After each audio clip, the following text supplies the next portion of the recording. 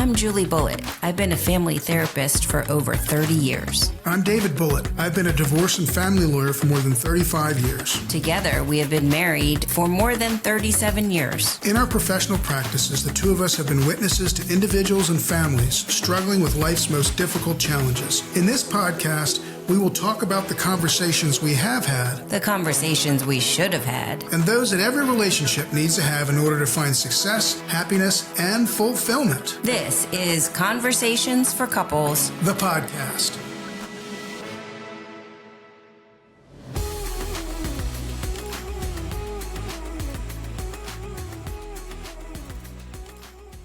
Welcome back to Conversations for Couples. The podcast. Tonight we have a married couple. They've been married for 13 years. They have 3 children, ages 12, 10, and 6. Yes, 13 years, ages 12, 10, and 6. Ooh, they're in the middle of it. Vashonda Arrington, who we're going to call V, which we appreciate, is a co-founder and chair of the Evolve Foundation. We're going to talk a little bit about that later. She's a business executive and entrepreneur. She's married to Kyle Arrington. For those of you out there, New England Patriots fans, you probably know the name. He won a Super Bowl with the Patriots. I guess it's been 10 or so years ago, plus or minus. Wow. Yeah. 10 years ago. But who's counting? Yeah. Who's counting? Kyle is also an entrepreneur, a philanthropist, an author, and co-founded the Evolve with his wife that created and has organized, sponsored many supports for children and families, including the Reading and Writing Initiative for elementary school children.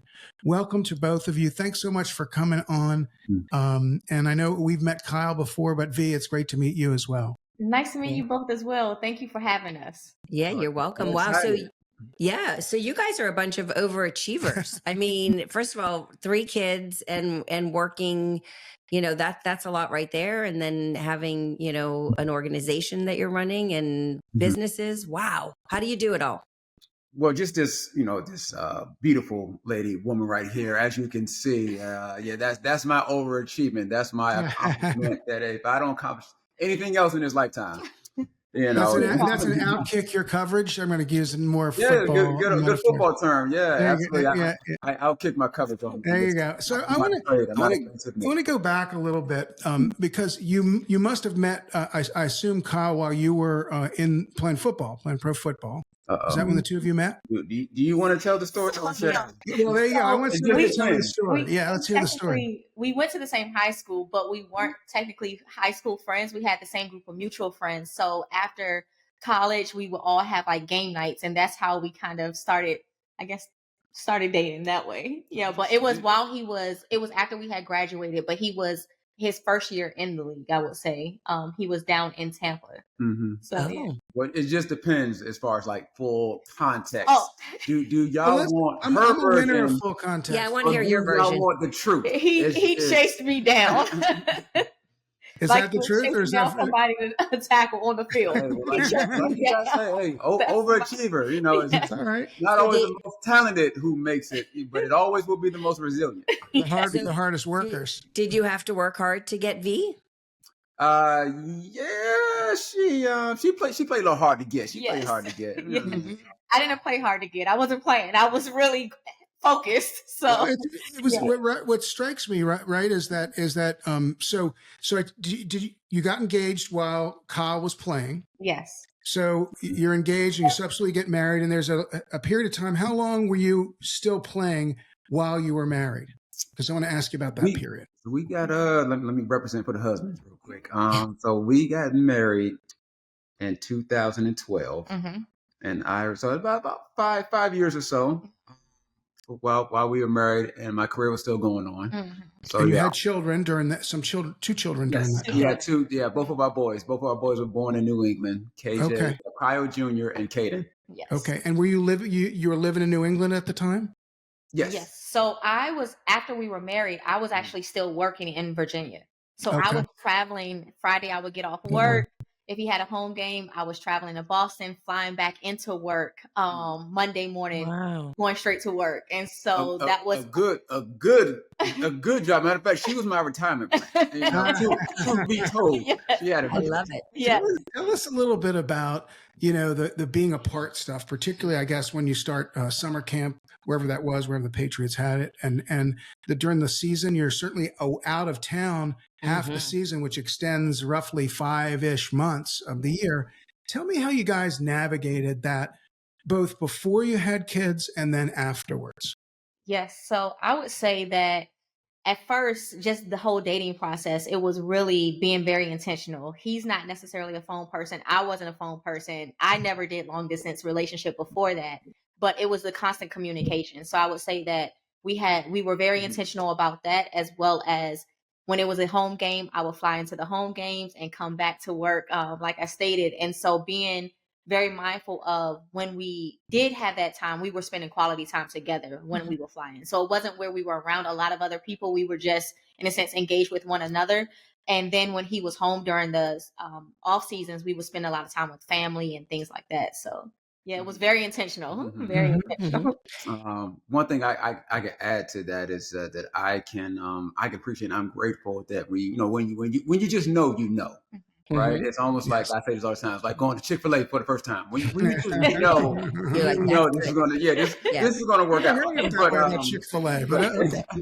So it was a situation early when you're courting stage, and even when you still get married, honeymoon phase, when there's always you on the phone, like you go to sleep. No, you go to sleep. That kind of thing. But even still, now, like we'll be laying in the bed and.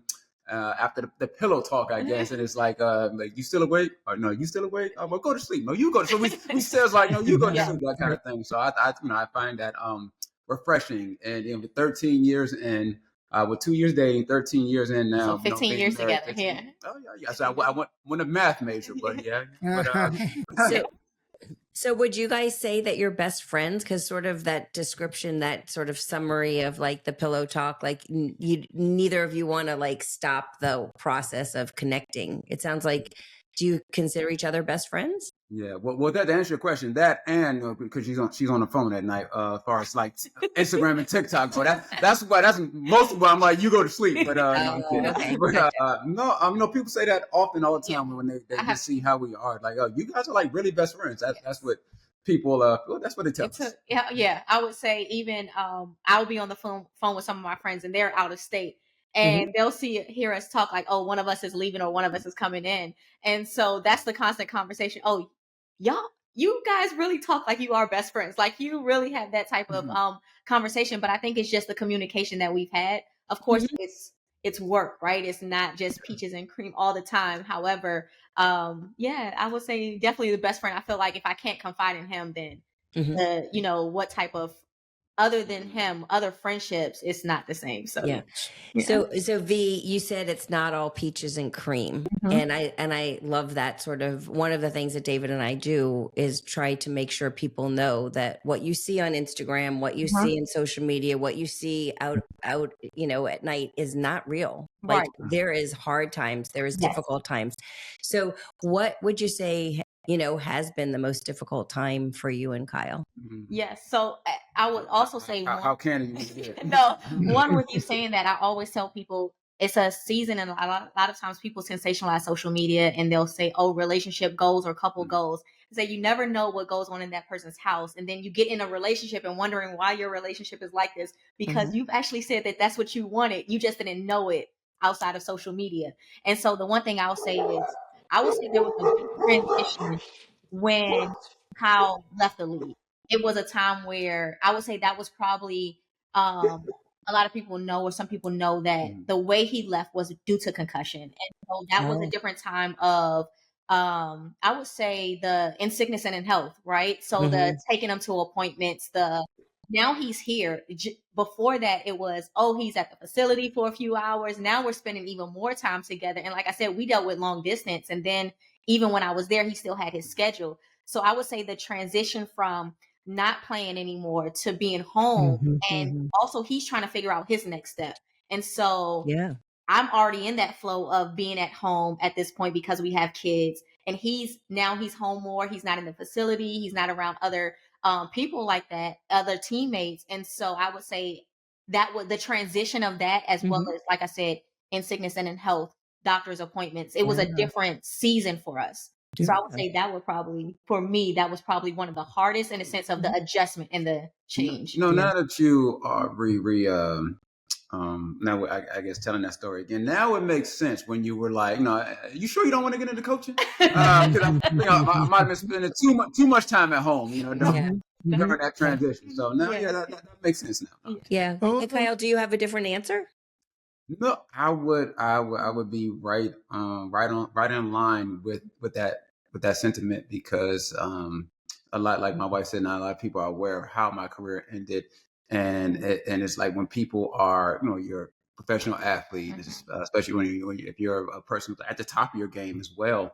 Coming off seasons where we went to 2 Super Bowls. I mean, I led the league in interceptions, and I mean, I toot my own horn or anything like that, but I say, if you can imagine, that you had a pretty a decent sized circle when it comes to people who are just I guess you never really know who's really in it for you yeah. and have your best interest at heart until you have nothing to offer them. And Mm. so once it was all said and done, just like snap of a finger, blink of an eye, a lot of people left. A lot of people left, but my wife, my family, the people who mattered, that they were there to pick up the pieces. Yeah. And Well, it had to be an without my adjustment. rock, I Yeah. wouldn't be the man I am. I mean, where I am, today. She gives me just because of her generosity, always gives me that co-founder title when it comes to the Evolve Foundation. But she's really like the heart, hustle, and soul, and the embodiment of what it is, what we represent, and what it is that we do. And I want to talk to you about that. But before we get there, Mhm. I want to ask you about the time. And again, I like to go on timeline, so forgive me. But before you had kids, you were at the home games. You were flying up to see them. You were spending some time over the weekend. But then you have children, Yes. and he's still traveling, and he's still playing. That, I'm going to assume, changed how things went for the two of you on those home weekends. Is Yes. that right? Yes. So how'd you swing that? I was pregnant with our first child, and so around towards the end of that pregnancy, I ended up leaving my job. I put in a year of leave, thinking that okay, I'll come back, and so I moved up to Boston, and we were kind of in our flow now. But I will say it was definitely different because he's still at the games. He's still, like you said, having to be at the facility. Coach Belichick it didn't matter if it was a whole blizzard, you were not missing practice, newborn or not. And so it was a lot of times where, in a sense, I was already a night owl, but that made me be a night owl because Kyle needed his sleep to be able to go and perform at the level that he was performing. So I was on night duty, even with the kids. So especially with the oldest up in Boston. And so even for games, it was where, you may not be traveling to this away game because now you have a new baby, and then it would be a lot more for that. So the away games, it wasn't where I was able to be there with him for the most part for a lot of those. So the dating, of course, dating changes, right? The time where it's just you two change. But I will say that we had a great support system and still do to this day in our parents. Our parents would fly up. My mom was there when we had for over a month, just to help out. Our parents were there when we delivered everything. So we've had our village. I will say we've had a great village to help support. So even when it was, okay, you want to go to an away game, then I'll come up and watch the baby once they got older, once they got a little bit older. So yes. God bless that's you, great. Yeah. So, I mean, football was a big part of your life, Kyle, right? I mean, I assume you played in high school, you went to Hofstra, played in college, you played in the professional league, and you played for, how many years did you play before you retired? 10. 10, so 10 years. That's a long time. That's a bulk of your life. And all of a sudden, It was a 9 to 5. yeah, I mean, but all of a sudden, yeah, right. All of a sudden it's taken away.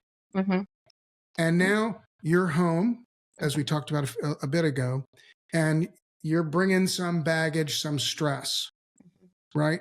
You're now not doing what you were doing before. Your identity is different. So Yeah. tell us how, were you feeling at the time? V, how were you handling it? And how did the two of you sort of pull yourselves together to deal with what probably was, as you both have said, a difficult time in your relationship? Yeah, it was, as you can imagine, an upheaval, an emotional upheaval. of sorts. And I've always been one to go through adversity, and I think I'm most thankful that I failed, and I failed early. And I was one of those persons I wasn't a prodigy at football. I was one of those persons who always had to be the hardest worker in the room. I was never the most talented, so I had to be the most resilient. Like I said, the most resilient. And yes, in the moment when it happened and everything was taken from me, I just kind of had to, I guess, a reversal perspective.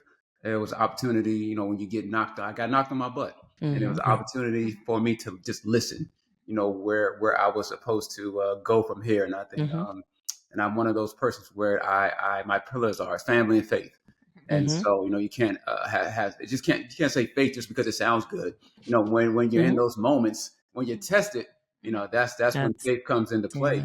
And I think it was a moment where God was just telling me, hey, look, I think I taught you all I could teach you in this season, albeit, it was a long season, but just like anything else, you think things change. You have to adapt, you have to evolve, pun intended, the name of our foundation. And yeah, I think that was a catalyst moment right there for us to just be able to, well, for me, but really us to be able to transcend everything I was able to do on the football field, just into to our community at that point. And V, how did you sort of manage this time period for the two of you, for you individually? I mean, there had to be some me time, and also as a mom. Yes. So everything happened. I had plans for his 30th birthday. The last game was the night before his 30th birthday. So, and for years, it was, I will always say, you're just, with anything in life, but especially with football, you're one play away from never playing again. It only takes, like he said, a second. You don't know when that's going to be. I would say that it was, how can I be it's a season for me to be a support system for him, whether that was taking him to appointments, taking him to the check-ins that he had to still have, even though he wasn't playing at the facility, driving him there, because it was still I would say, as far as like memory and all of the things that that we're dealing with, because it wasn't just, he's had concussions before, he's had or what a lot of football players like to call, rung my bell, and so it was a little bit different this time. And so when I said in sickness and in health, I meant that. And so it was a time to say, hey, you said that, do you really mean it? How are you going to show up? And so it was really, what do you need in this moment? Whether it was speaking to someone, whether it was talking to doctors, trying to figure out what this looks like and what life truly looks like right now. But I would say, if it was just him being a football player, I never would have dated Kyle. It was honestly the conversations that we had. So I knew that he was more than a football player. And so it was just a season where football is what he did, and it was a vehicle, and it has provided what we can do in the community, and grateful for that. But he was always more than that. So it was really letting him know that I see that he's more than that, and that his identity could never be just wrapped up in football. Because if that's it, then you'll only be a football player. And that's where a lot of loss comes in. Never came, not to cut you off, but I never came out of that hole. Yeah, exactly. But he was always more than that. Journalism, mass communications was his major. It wasn't where the conversations, and I believe that when anybody generally speaks to him, it's a different, his level of intelligence is very high. And so it wasn't where it's just, I'm about to buy something later. Answer is really money. So no, I'm plugging certain things. Really smart. But no, I will say that he was never just a football player. So it was a transition and a stage that we had to work through. But football was always going to end at some point. Yeah. So I heard a lot of things that I really like as a therapist. We often, work to hold hope when people don't have it anymore. And it sounds like you really, came in and you were like, okay, you know what? You're more than a football player. You're a dad, you're a husband, you're going to be fine. You're going to do something else. And then the other thing that I'd like to ask, we wrote a book, Secrets of Strong Couples. We interviewed lots of couples that went through really hard things. And what we found was nobody asked for these things to happen, but when you get through them, you definitely bond more, you lean in, you have a stronger relationship. What do you think? And I know this is like an abstract question. What do you think life or your relationship would be like if his career didn't end quite the way that it ended? Um, I would, for me, I would say I think the gratitude is different. Mm-hmm. The gratitude that you don't have a testimony without a test. I truly Love believe that. that.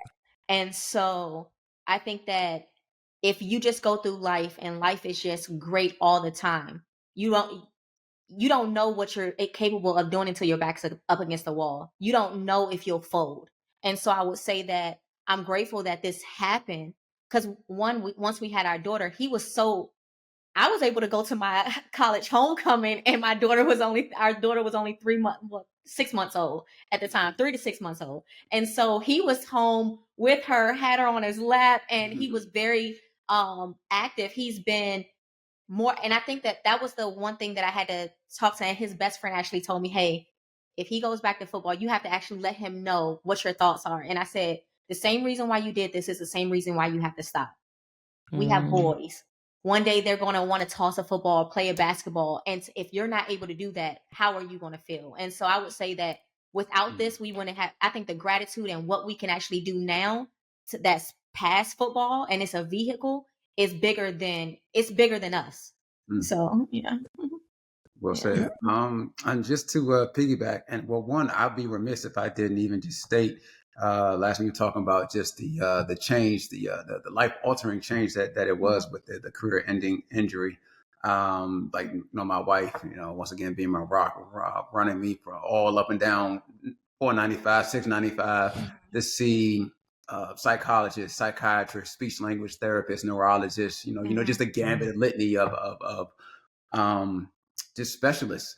And it was and also just reiterating that never been any stranger to hard work, but this was a different type of work. Yeah. This was something that you couldn't run, you couldn't throw sprints at, you couldn't lift weights at, you couldn't do agility drills, you couldn't. This was how it's not about being a football player anymore. Like my wife said, it's about being the best husband I could be, the best father I could be, the best son, the best brother, best community person, community leader, all those things. And so, yeah, we made a commitment that this was going to take work, and work, just like football. We would say that it's not. Oh, I thought I heard pitter patter. That's okay. This is You heard a this dog is great. barking on Aaron. Yeah, So we had dogs one of the barking. things, and Yeah, we're that's just okay. as just athlete, and that mindset in general is it has to go. It's not is rent is due like every single day.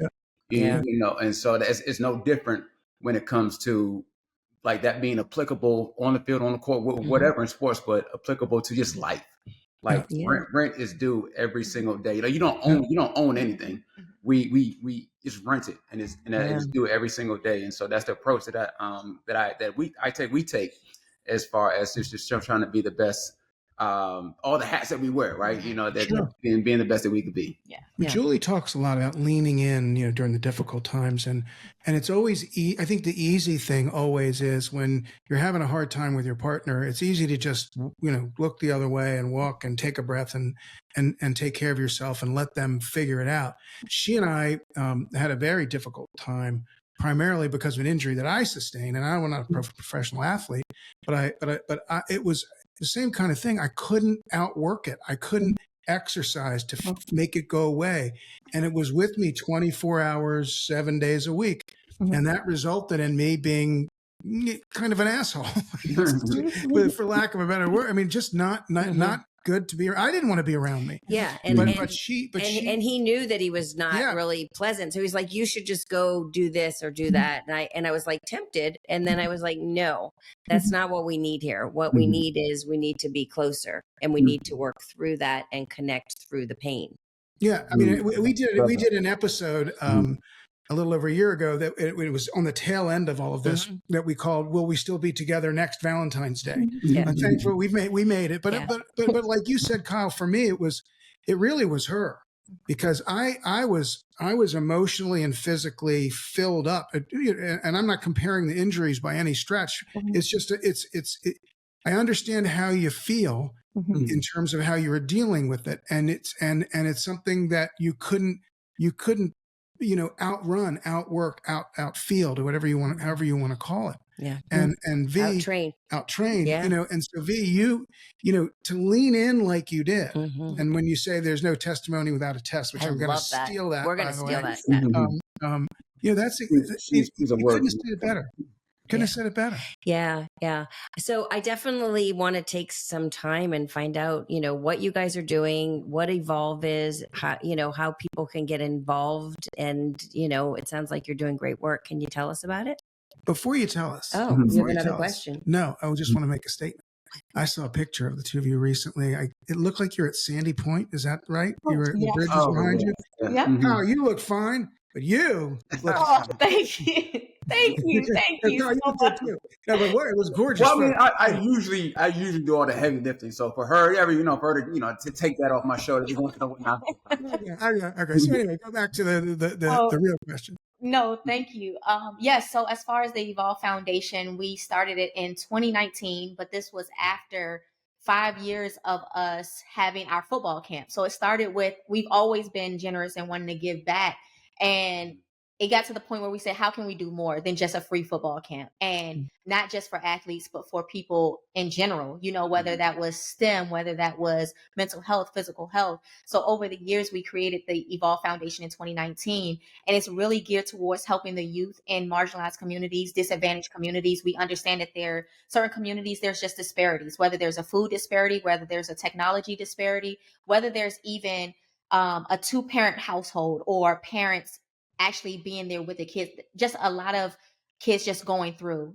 We did realize in 2020 that domestic violence cases rose in a lot of communities because kids are now home. So where school was an outlet for them and the parents are frustrated, that's an issue. We realized that truancy for attendance has been an issue. So really just going into the different communities, seeing what their need is and how can we meet them at their need, not going and saying, hey, no, you need this and you need that.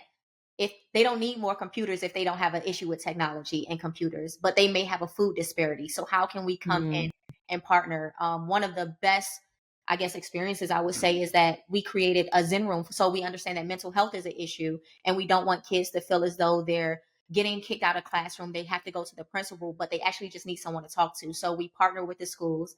If they have a crisis intervention specialist, we put a Zen room.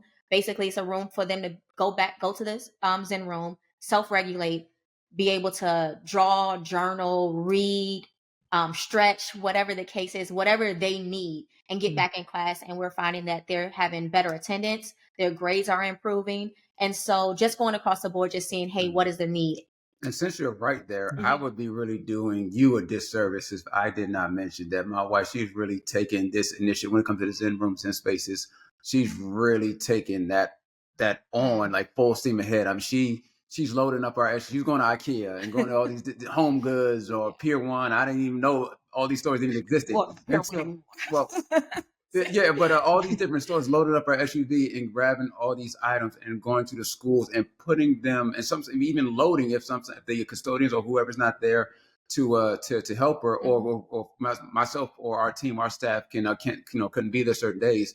There's no days off for her. She's putting all this stuff together herself, and that just speaks to her once again, her dedication, her commitment, and her resilience and tenacity when it comes to just getting done what needs to be done, because it's bigger. Tomorrow can't wait. It's big if you could get it done today. That's amazing. That's amazing, and I love obviously the mental health component's huge, and you are pretty high up on my respect list, but the fact that you can put together IKEA stuff. Oh, yeah. Our truck, you must be something else. Oh, thank you. No, our truck tends to own one household item. Yes. And matter of fact, I took it to the landfill. I didn't even finish it. He won't even touch it. But I've put together some IKEA stuff, and it is Oh yeah, our truck. I tell people whenever I have to go load up our SUV, I tend to play the game Tetris. I'm trying to figure out how I can position all these boxes in this truck to make it work, where I only have to do it in one trip per day. And so, but it actually, just to see the children in there, to get the testimonials from the principals and the teachers, it's so much bigger than us. So it doesn't feel like if the why matters, the how doesn't matter. So however we have to get it done, we're going to get it done. But yeah, the why is so strong that, and when you hear the kids, like I said, we did a Zen room installation and one of the kids sent him an email back. We had where we unveiled it to the school. We did a reading and running program. So read a book, his book, and then he did a whole little workout with them. And then we fed them and they had Chick-fil-A, and one kid never had Chick-fil-A in his life. And so it's little things like that we can take advantage of and take for granted. And then you go into these spaces that they don't have that. And you're just like, man, my kids will ask for Chick-fil-A Monday, Wednesday, and Friday. Chick-fil-A twice a day if you let them. Yeah, exactly. And so it's little things like that just makes it, like I said, football was a vehicle, but it allows us to do what we're doing today. And that makes it worth it. Yeah. So if people are interested in the organization or want to volunteer, what's the best way to try to reach out to you folks to see how they can help? Yes. So we have, our website is www.theevolvefoundation.org. So we have that. We have a social media, _Evolve Foundation. You can send a message. We reach out to every single person that reaches out and says that they want to volunteer. We give them the list of our events and they're able to just come in and help out. Yeah. I love it. Terrific. And this, all this, all this will be in our show notes so people we'll have the links and all that sort of thing. Kyle and V, thank you guys so much for You're terrific. And I hope that we get to meet you in person one day, V. Yes. And Kyle, we hope to see you again. Yes. So, thank you so much. Look forward to it. And set up a double date, matter of fact. Yes. We should. That'd be great. We would love it. Yes. I'll be there with my boots and jeans on, and you'll look a lot more dapper. Yeah, he has some good looking. I fit in. I know. Like I said, we all have our lane. That's exactly that works. right. That works for you. You look Not good. sure where my lane is, but that's anyway. We all can't be like it's effortless. It's effortless for you. Some of us we have to work. We got to work at it. Unfortunately, I'm one of those. That's all right. Thank you, working guys. hard is better. You're talking to somebody who didn't get into college. Julie, who didn't get into college, she had to go to a summer school in order to get into the University of Maryland, and then graduated. What did you graduate? Summa cum laude. So I don't even know what that is. No, magna cum laude. Magna cum laude. It's the top 1%. Impressive. Yeah. That's tenacity. That's resilience. That's I get that because I have to work hard. Greatness is made of. Yeah, she really does. But thank you guys again so much, folks. This is Conversations for Couples, the podcast. You can find us on all major social media platforms: Instagram, Facebook, LinkedIn. I can't even remember. Every place else. Every place else. Anyway, we have a YouTube channel where we will post the video to this interview. Hope that you enjoyed it. And please subscribe. Join us next time on Conversations for Couples, the podcast.